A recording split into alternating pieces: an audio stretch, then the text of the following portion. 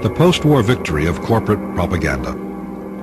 During the McCarthy period, business first beat back the unions with the Taft-Hartley Act, and then secured a shift to conservatism in American politics similar to the shift which followed its campaigns of 1919-1920.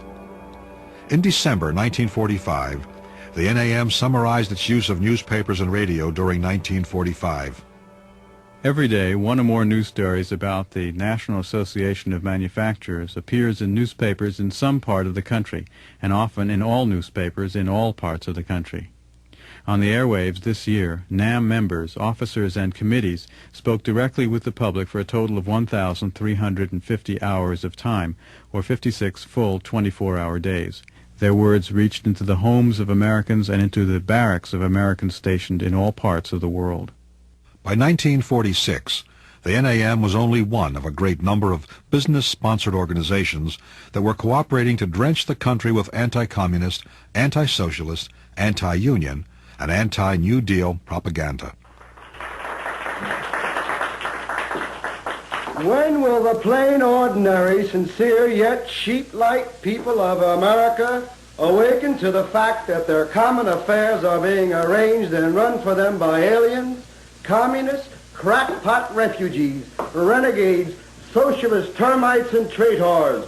If you, the American people, don't get busy and fight, this whole vicious plot will be slipped over on you without your knowing what hit you.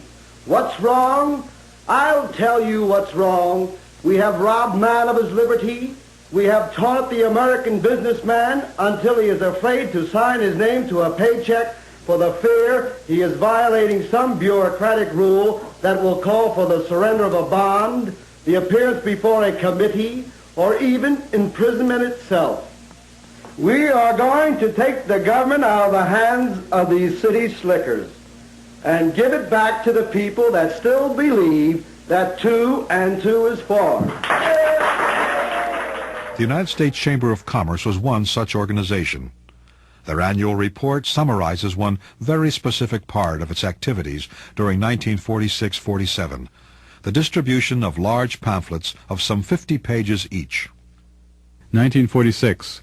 More than 1 million copies of the Chamber pamphlet Communist Infiltration in the United States were distributed and received with shocked surprise in many quarters. 1947. Communists Within the Government, a Chamber publication, brought screams of anguish not only from known communists but from others. A cabinet officer sought its withdrawal. However, the government's loyalty program, inadequate but still a loyalty program, was begun. Many of the country's largest firms, Fortune magazine observed in 1950, have started extensive programs to indoctrinate employees.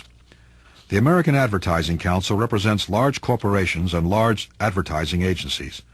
In April 1947, the Council announced a $100 million advertising program which, over the next 12 months, would use all media to sell the American economic system to the American people. The program was officially described as a major project of educating the American people about the economic facts of life. Daniel Bell, then an editor of Fortune, provides a perspective on both the scale and the anti-union and anti-New Deal purposes of these campaigns.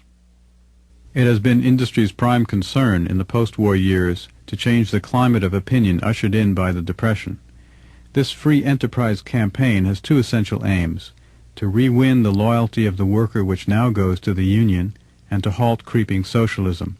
In short, the campaign has had the definite aim of seeking to shift the Democratic majority of the last 20 years into the Republican camp. The output is staggering. By all odds, it adds up to the most intensive sales campaign in the history of industry.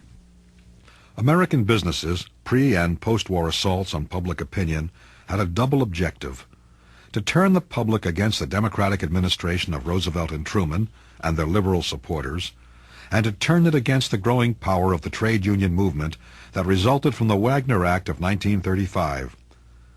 The first objective was achieved with the McCarthy period and the election of Eisenhower in 1952. Dwight D. Eisenhower, the 34th President of the United States. We must be ready to dare all for our country. For history does not long entrust the care of freedom to the weak or the timid. A people that values its privileges above its principles soon loses both. During World War II, business made unprecedented profits while wages remained controlled. When the war ended, business had, in addition to its long-term objective of weakening the union movement, two immediate concerns: to minimize wage rises and maximize price rises. At the 1946 elections, labor problems was one of the chief political issues on which the Republicans won control of Congress. The NAM took the initiative and drafted a new labor law and arranged for its submission to the new Congress.